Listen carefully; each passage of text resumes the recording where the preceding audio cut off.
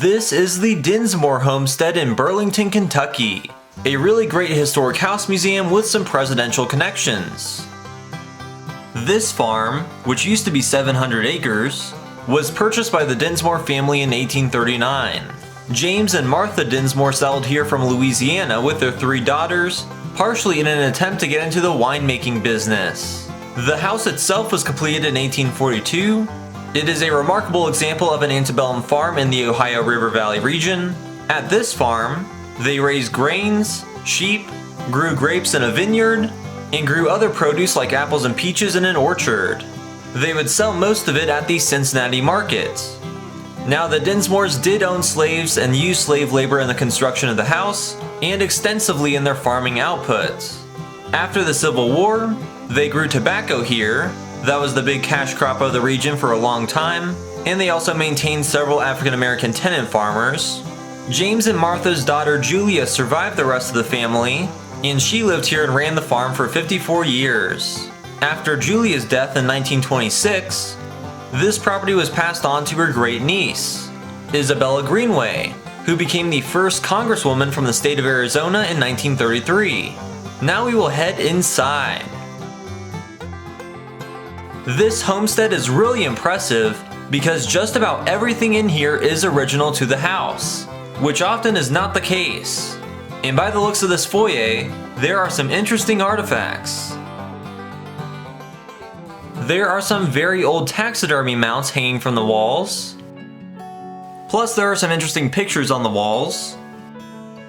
There's the Rialto Bridge in Venice. This was James Dinsmore's mahogany hat rack, with some hats still adorning it. And next to it is his wheelchair. He passed away in 1872.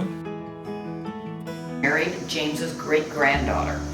She was burying him up on the hill in 1922 and wrote in a letter that his Stetson was hanging on the rack where he left it when he had proposed to her 15 years earlier. So that is a cute story. They did call African American women aunts and males uncles. Nancy knew she wasn't part of the family because she didn't get to sit at the dining room table. She didn't get to sleep inside.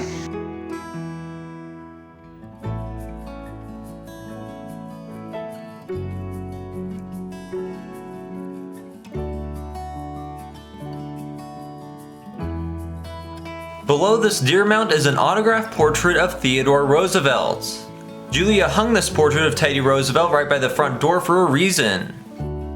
Tilden Selms, the future wife of Patty Dinsmore Selms, who was Julia's niece and grew up in this house, had befriended Theodore Roosevelt in North Dakota, and Teddy also came to know Patty. Patty's daughter, Isabella Dinsmore Greenway, married a former Rough Rider who fought with Roosevelt on San Juan Hill, and she was good friends with Eleanor Roosevelt. Isabella was actually one of her bridesmaids, and was the only non-Roosevelt in Franklin and Eleanor Roosevelt's wedding party. The Dinsmores do have a connection to the first president, George Washington. Martha Dinsmore's father, Alexander Macomb, was involved in New York real estate, and he leased a fine new house he had built to the president. And that house served as the second presidential mansion from February to August of 1790.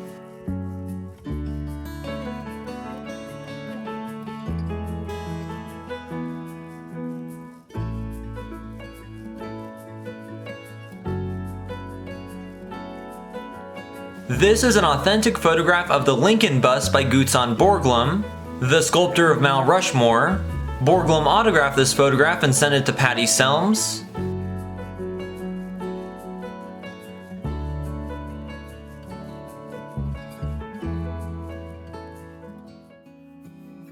This room is the office, which was used by the heads of the household.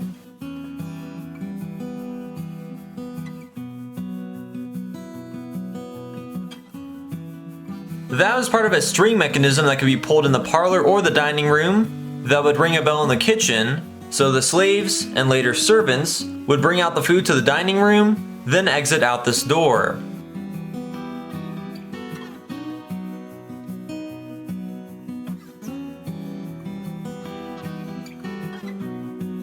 On the left are some medical instruments and medicines that were left by Dr. Flandreau.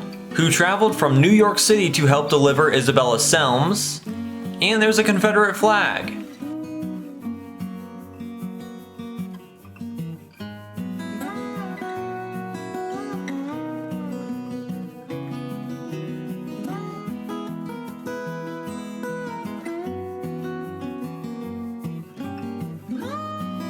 Here is a bathroom with plumbing.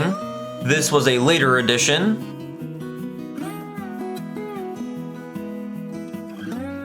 This is the fanciful dining room, in which the Dinsmores hosted a variety of guests.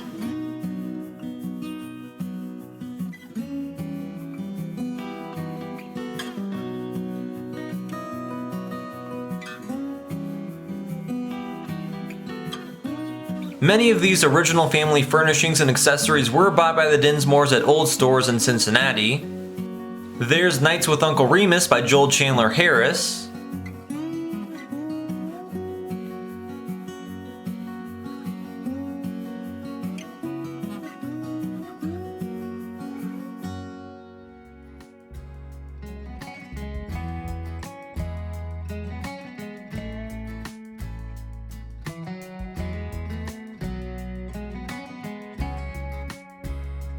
Here is a photograph of Woodrow Wilson. There were Wilson supporters in the house.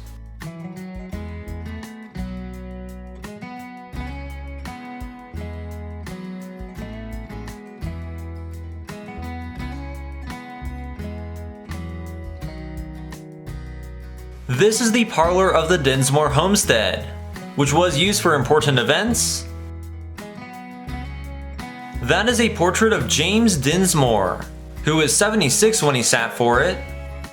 James Dinsmore could be considered a scientific farmer. He was always reading up on the new farming methods that allowed him to expand and prosper in the business. He was originally from New Hampshire and graduated from Dartmouth. Julia Dinsmore is also quite interesting. She kept journals throughout her life, which are excellent sources for this museum, and she was also a published poet.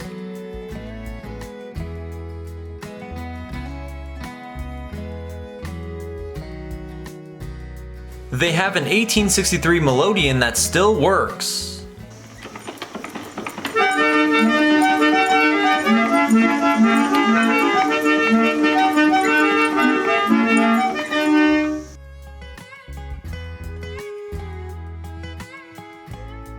This is the sick room, which was created for Patty's husband Tilden Selms to stay and die in after he was diagnosed with liver cancer. He passed away fairly young in 1895.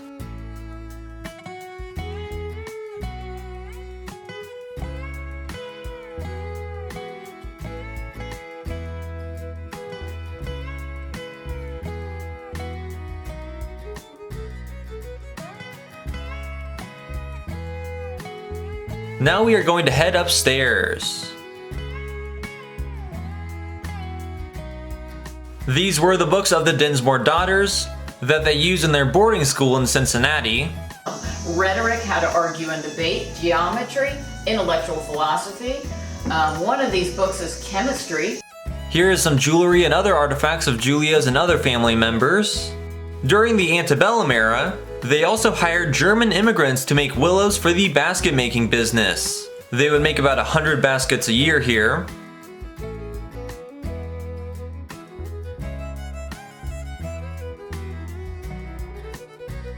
This was Julia's childhood bedroom. There are several antique toys and dolls in here. That's not creepy at all.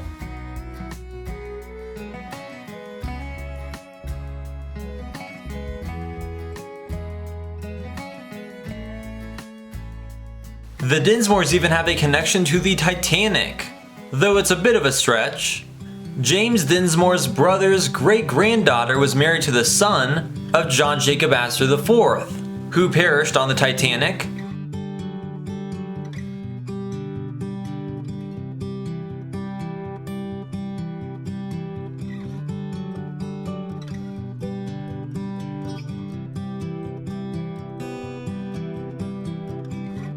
There's the bathtub.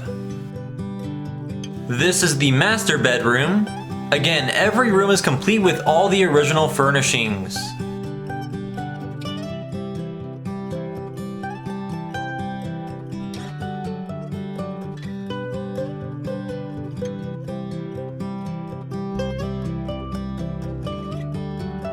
There is some graffiti in this bedroom. These swallows were painted on the wall by Patty Dinsmore Selms in 1882. Julia liked them so much that they were allowed to stay. It's also worth mentioning that along with being one of the first women in Congress, Isabella Greenway also established the Arizona Inn in Tucson, a historic 1930 resort hotel.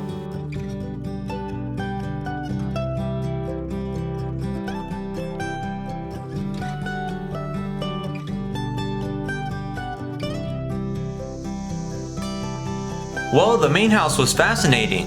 Now let's explore the grounds. Here's an old millstone. This is the carriage house, which houses Julia Dinsmore's carriage.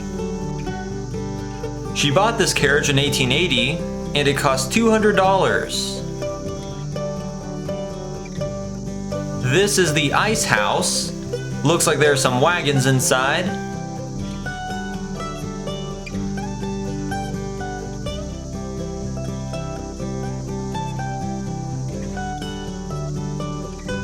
This log cabin right by the main house is called the cookhouse.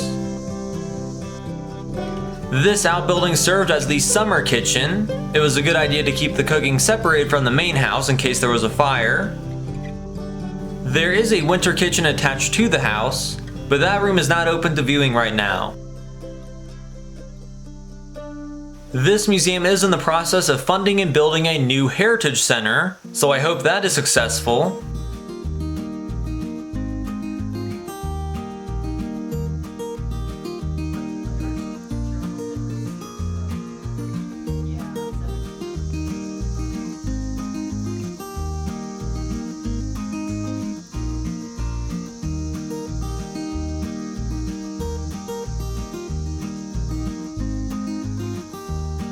Here is the smokehouse.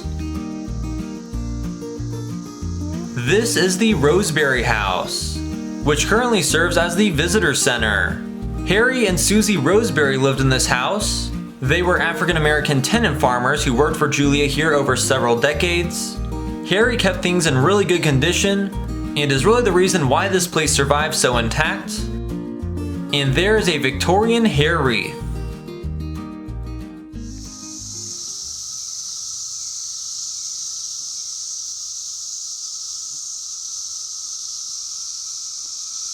This was the wine house. As mentioned, James Dinsmore raised his own grapes and made wine in this wine house. He produced about 200 to 300 gallons of wine a year.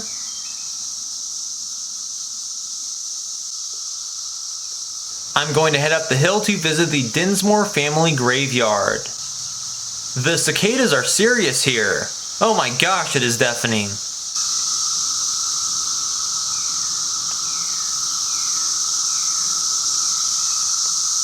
Here is the Dinsmore family cemetery. Most members of the family I mentioned are buried here. That is the grave of Julia Dinsmore.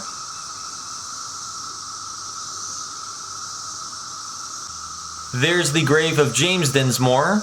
And behind him is John Campbell Greenway, who was a Rough Rider. Isabella Greenway is also buried here, but it doesn't look like she's marked. And there are the graves of Patty and Tilden Selms. The slaves and African American freed people were also buried on this hill, but probably not within the wall. Also, there is a 1.5 mile long trail.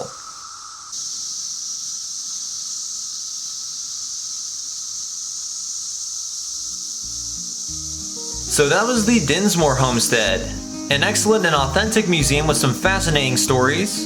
I would highly recommend visiting and touring this property for yourself, as there is so much to explore here.